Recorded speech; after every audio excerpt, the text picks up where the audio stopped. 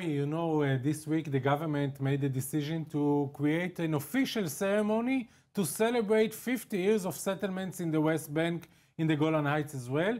And there was a big dispute over this event. And I think the major issue was the decision of the Supreme Court, the head of the Supreme Court, Judge Miriam Naor, to say to order all other Supreme Court judges not to come and to be there. What do you make of it? Do you think it's a political decision by the Supreme Court? Is it? I think it's, you know, it's the obvious thing to do, but I guess that you have a different opinion. Right. Well, of course you think it's the obvious thing to do because you come from a left-wing organization, which exactly proves the point that the decision was political. Now, the problem with the Supreme Court is the following.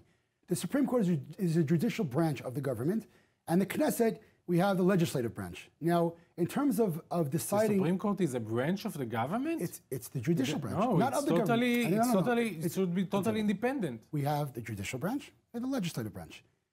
In terms of defining what is a national ceremony, that is only the legislative branch. You know, it's only the Knesset, the Israeli parliament, has the power to say this is a national ceremony.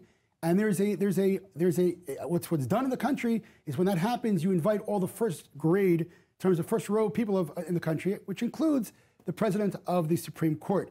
Now, she decided not to go. And again, this was a purely political issue. It's problematic. It's undemocratic. I have to ask you, if tomorrow morning there will be a left-wing government and they will make the decision to create a big ceremony over the issue, an official one, over the issue of the Oslo Accord or even the disengagement, do you think that we should obligate the judges to come and to attend because the government made it official?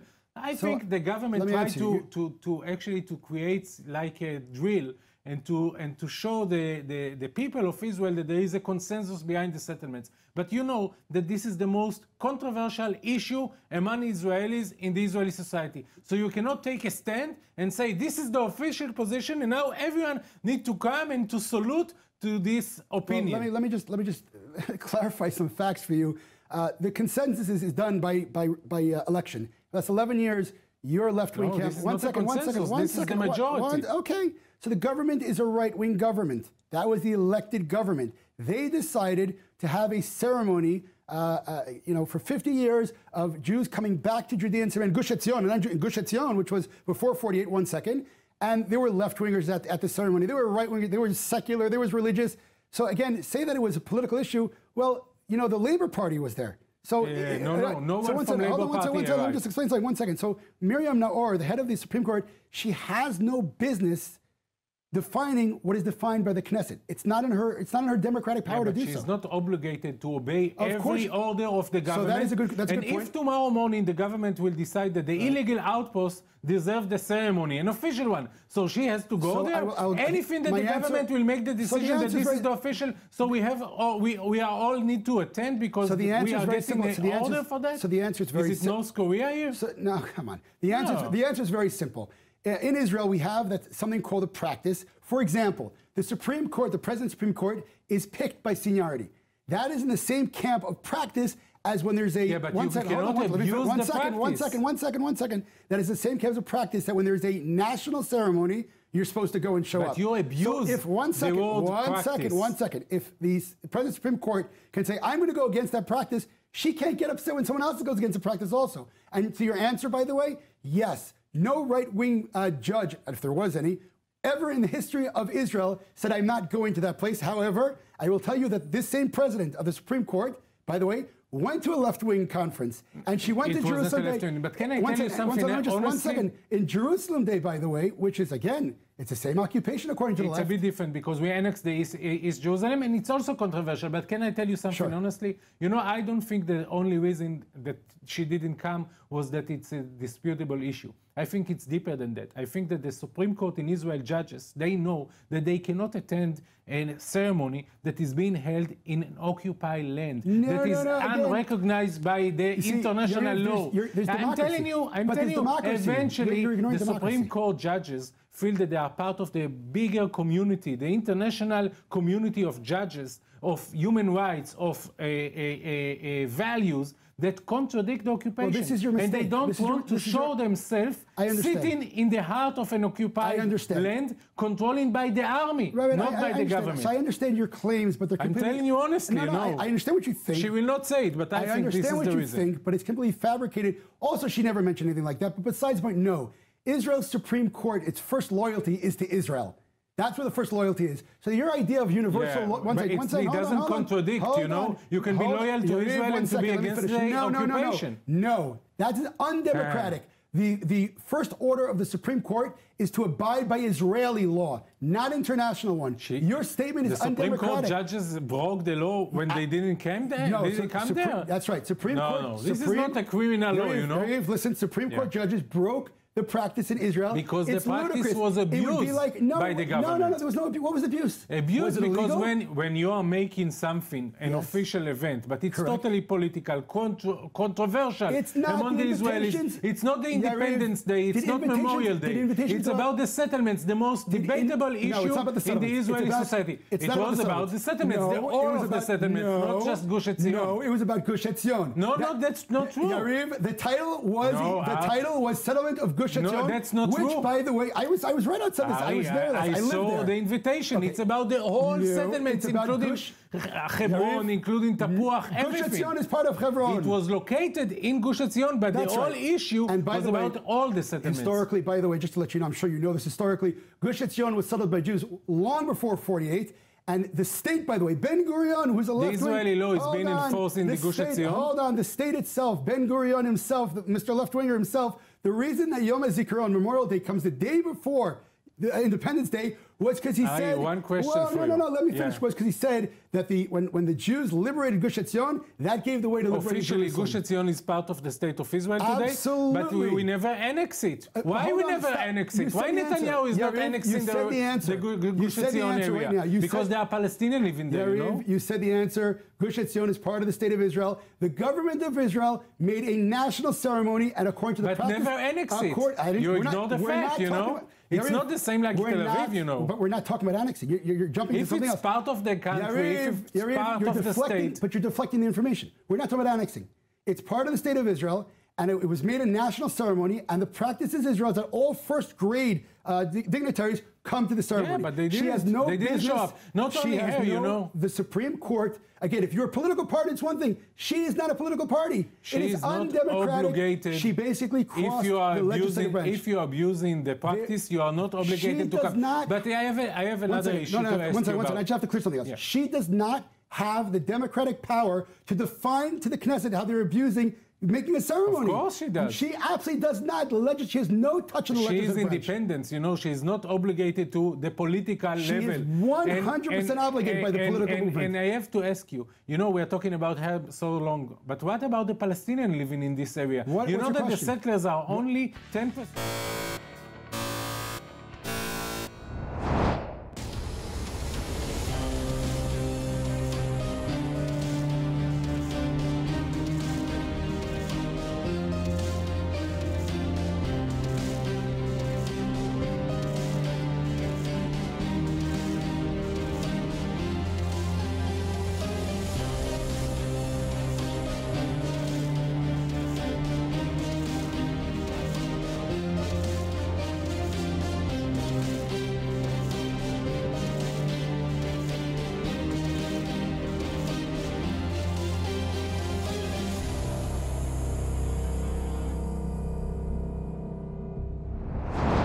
This week, Israel saw another hideous crime, another hideous terrorist attack by the Palestinians on 3 Israeli security guards, one actually being an Arab, in the city of, or in the town of Har Adar, which is around 500 meters north of Jerusalem.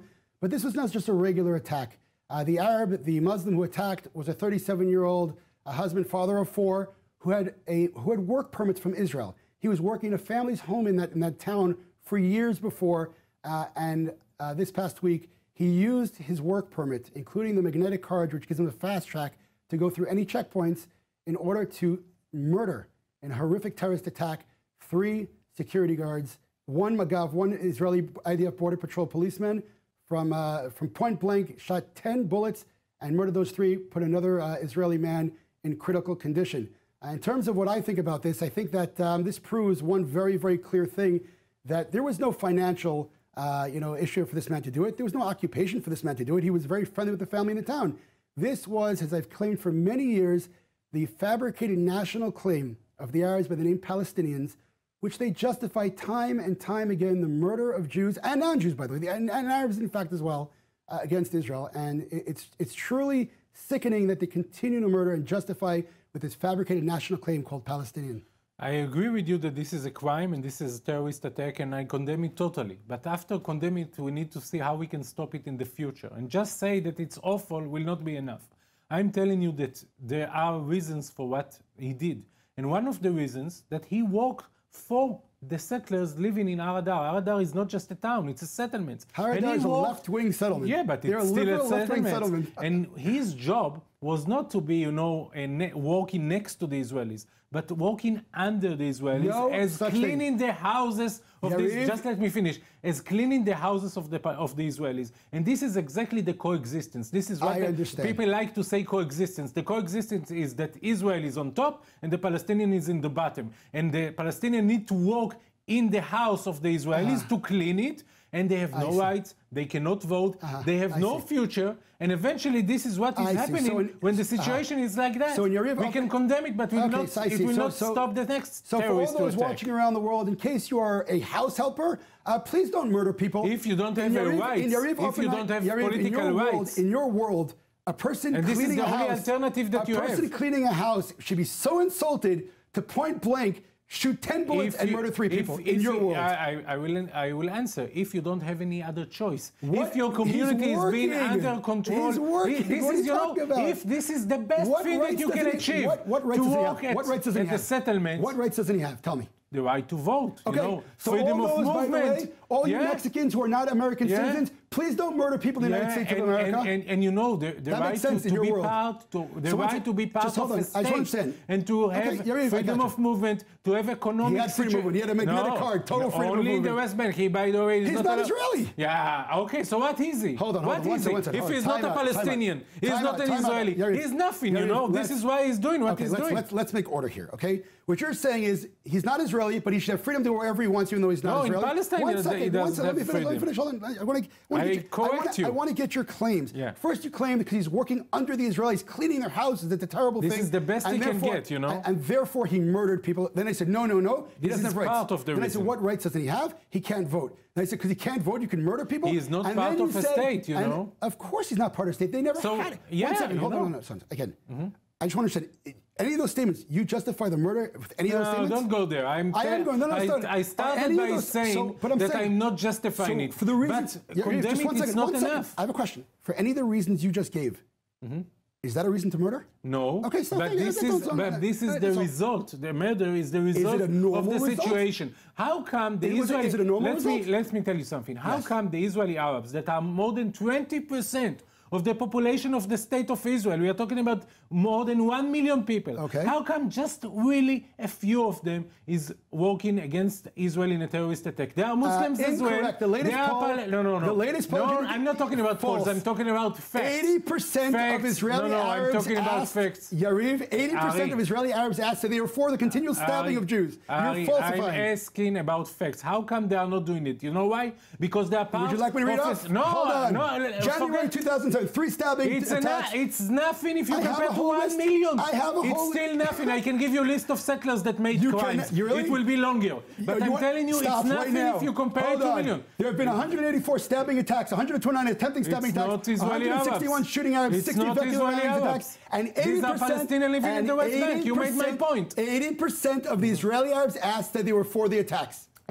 You are playing to my point, because what you are saying, I don't know this poll 80% support. I know facts. If I show it to you, will you admit it? I know facts, and the facts are that 20% of the Israeli public is Palestinian, Muslim, speaking Arabic, Israeli Arabs. living. No. They are calling themselves Palestinians. They are not doing it. No. You know why? They are doing it. Let me finish. You know why they are not doing it? Why? Because they have rights. So what because about they are part of the state of Israel. They have chance to be something in their life, not just to clean house of settlers. That's terrible. All right, but this is the reality. This is the reality. This is what we are having in the West Bank. Siftabar in Tel Aviv, Israeli Arab opened fire on innocent people. One. Okay. Yeah. Today, one out of million. Today they caught 2 Israeli. Two. You know there are settlers that made crimes. You know Baruch Goldstein. You know people that killed. Name him. Baruch Goldstein. Go. Yeah, I can tell you about. Give me name one. Muhammad Abu Khdir, who killed people killed. Not a settler. Not a settler. No, he was. No, he was not. But a Jewish one. 2. Go. And all the people that made. Stop. 2. Name them. Price tag. All the people that made Name the names. Yigal Amir, Pami Popper. There are many. Believe me. Stop. Believe me, there are many. You are lying. Yigal Amir is not a settler. Right-wing. He's not a settler. Right-wing activist. 2 people so far. Name more.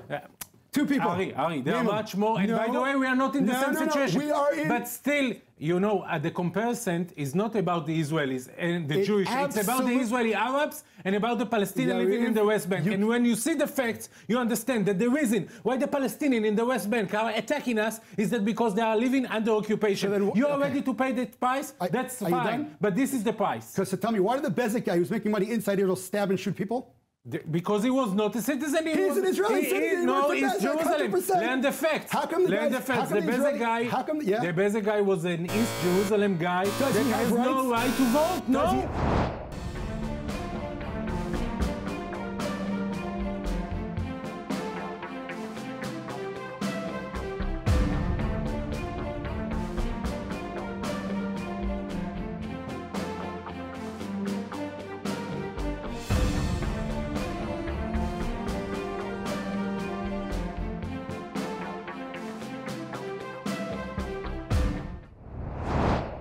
One of the debates that are going on between the different communities in Israel, besides politics that have to do with the Arabs and the Israelis, is religion. There's a very, very strong and vocal debate between secular and religious, or traditional and religious, traditional and secular.